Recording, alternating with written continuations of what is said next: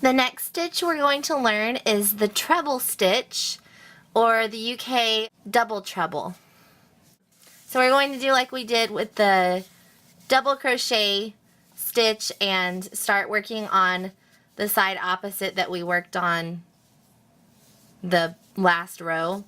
So our ends are going back and forth. I just do this so I don't have a bunch of ends at one specific area. So when you're working with a piece and you do have to change a yarn or put in a new end, it's best to make sure that you're putting them in kind of sporadically. You don't want to put all your ends in one area because it'll be too bulky when you tie in the ends later. So take our about 5 inches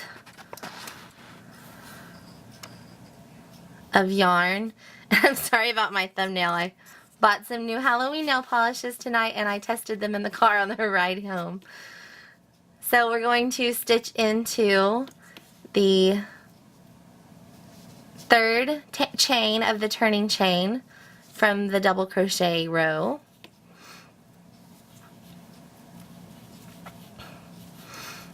And then just pull a loop through. This is like we've done in every other row. Leave about 5 inches and then wrap the short hanging yarn over the working yarn. Since the double crochet had a turning chain of 3 stitches, the treble stitch will have a turning chain of 4 stitches. So we'll do 4 chains for the turning chain, or the building chain in this case because we're not actually turning the piece. And on this first row, we are not going to skip a stitch. We are actually stitching into the next stitch because remember, this turning chain does equal a stitch, so we've stitched into that first stitch. Now we're stitching into the second stitch. So for the treble stitch with the double crochet, we wrapped around once and then inserted our hook. With the treble crochet, we're going to wrap around our hook twice. Make sure these are fairly loose wraps. You don't want to pull them really tight. You just want them kind of laying on the shank. And then insert the hook into the next stitch under the 2 V's. So in this hole right here, under the V's, or under the sides of the V's. Then wrap your yarn over the hook and then pull a loop through. So we have 4 loops on our hook now. Kind of pull those up to the shank. Again, you don't want them too tight or too loose. Then wrap the yarn over the hook and you're going to pull through the first 2. So this is it'll have the same kind of motion as the double crochet. So we wrapped around the first 2. Now we're going to wrap around and go through the next 2.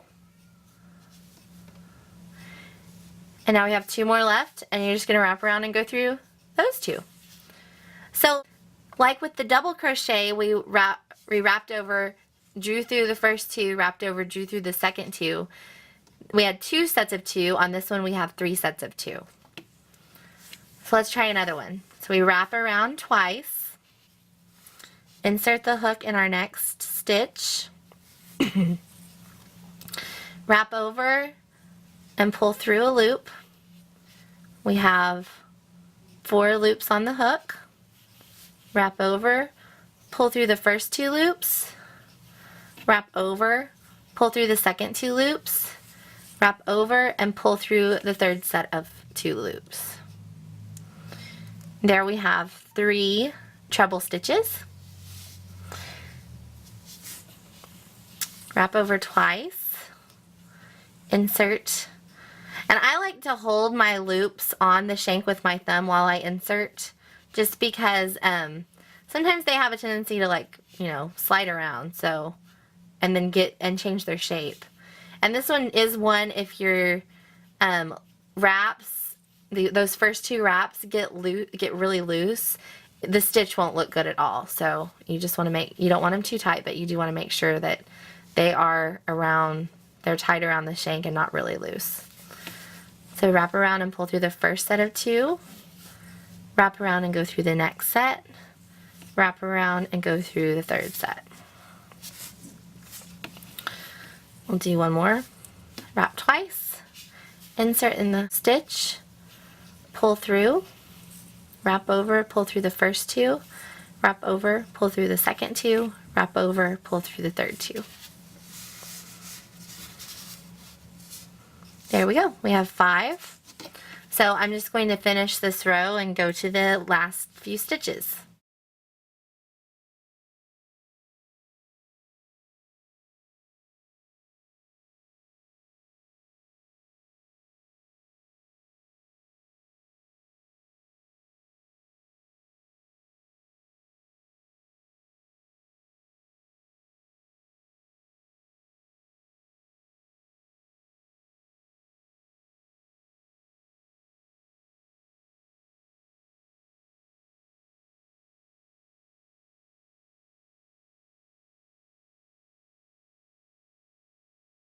We're at the last 3 stitches, so we'll just do those real quick.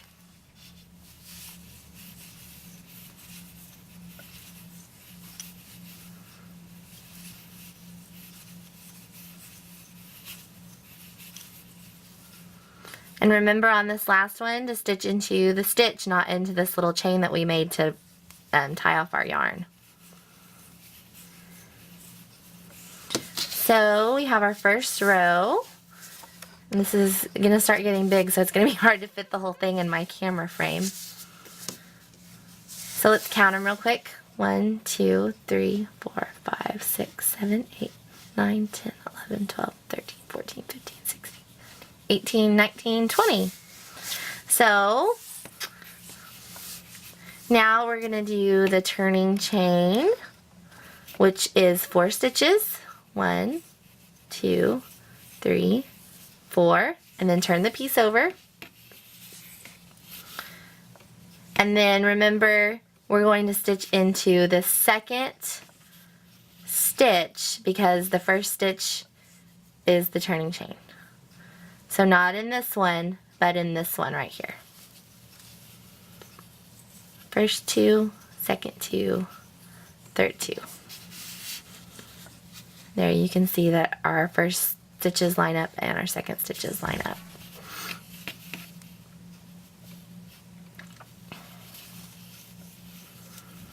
So here's kind of a close-up of what it looks like to stitch into the treble stitch under the V's.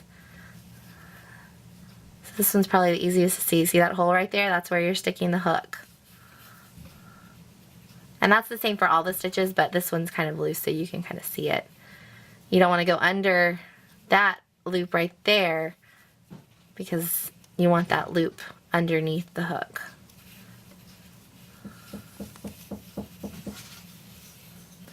So I'm going to finish this row and I will meet you back at the end.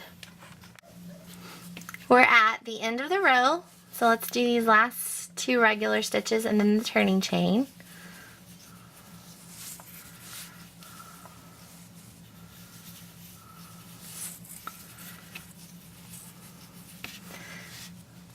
Okay guys, so are you ready for this?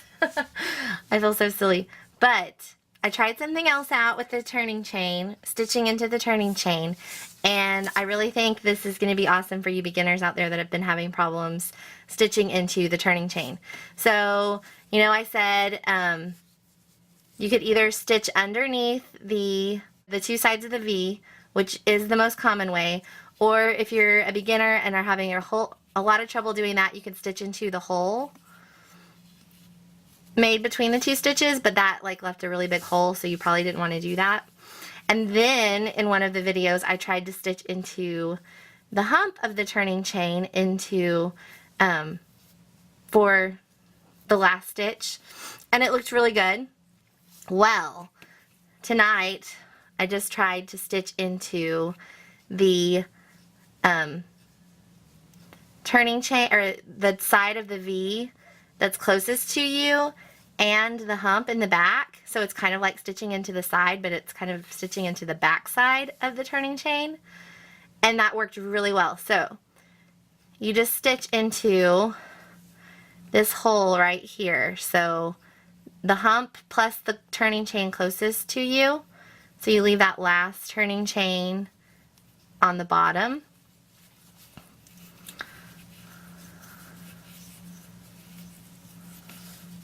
So that's what it looks like from the back side, and then from the front, it looks like this, which looks really similar to the rest of the stitches. So I thought that was really cool.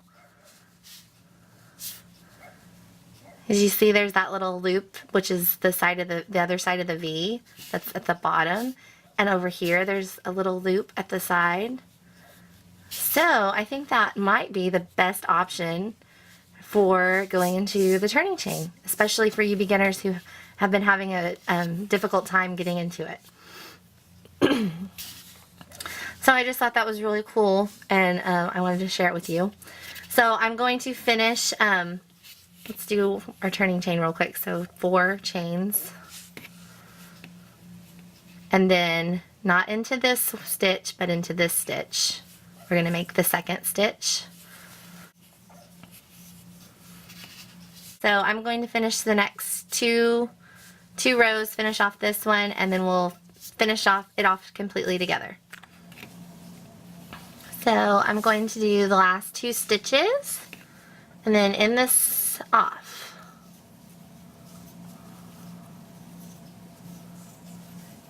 And I really am digging this way of stitching into the turning chain, so I'm going to do it again. Go under the hump and under the side of the turning chain that's closest to you, and leave the other side under the hook. Finish your stitch, and then do one last chain.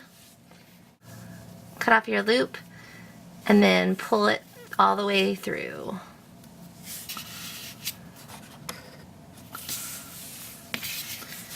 And there we have all of our finished rows of treble crochet.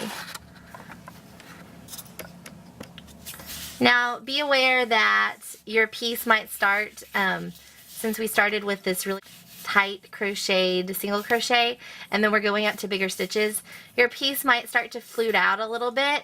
That's totally fine, don't freak out. That's just what happens when you get these big loose stitches. It just kind of starts to get bigger because we're using a bigger kind of stitch. And it's looser, it's not as, you know, compact and pressed together like these smaller stitches are. The fabric, you know, loosens up with each stitch until you get to a really kind of like loose and airy fabric.